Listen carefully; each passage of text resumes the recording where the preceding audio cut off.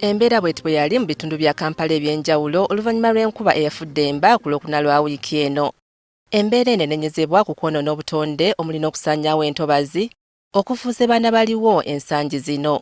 Aba ministule y'amazzi bagamba nti entobazzi zikenderedde ddala okuva ku bitundu 15 kwe zaali mu G9 okudda ku bitundu ebitatuuka na 10 ku buli 100 mu kiseera kino. In 1994, wetlands were at 15%.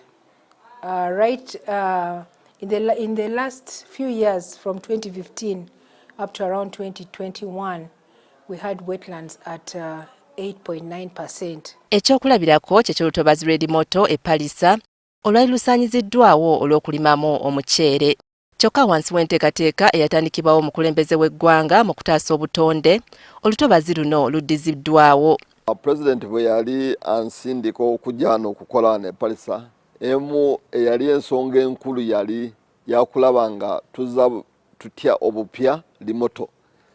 Era ndowooza nti ne ku makya ne bwanzijawo nvaawo ng'omutwe gwange guli waggulu, kubanga twakola omulimu gw'amaanyi nnyo okulaba awamu ne technical team ne ba leaders okulaba nti Limoto project tugiza bupya. Olutobazi luno lw'e Limoto luli eka 108, naye waliwo paati eri eno Palisa ne paati endala eri disitulikiti y'Ekibuku.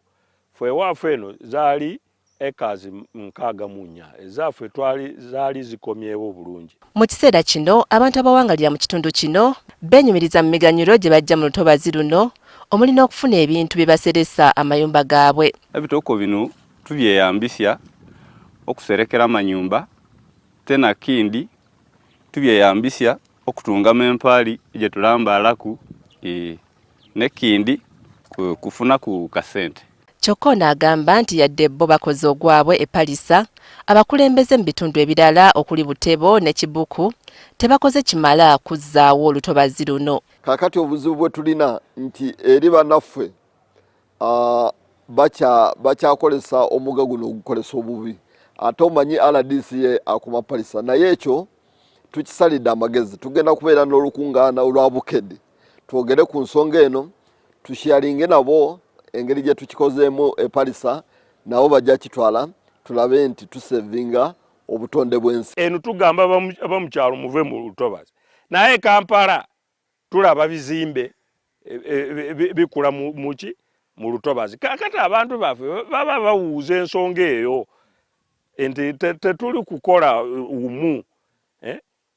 Palisa bagamba muve mu ntobazi, Kampala bo bazimba mu mayumba. Kati bano bamalirivu okussa mu nkola enteekateeka eno mu bitundu ebirala okulaba ng'entobazi ezizze zonoonebwa zizzibwawo.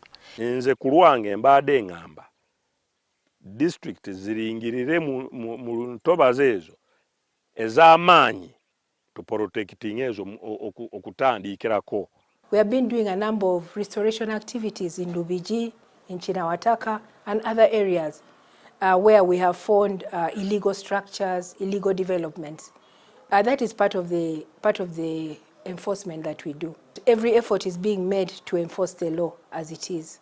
If we want to learn through the fighting back by the environment, we shall learn. But if we want to benefit, then we must be part of this process. We cannot, as a department, do everything.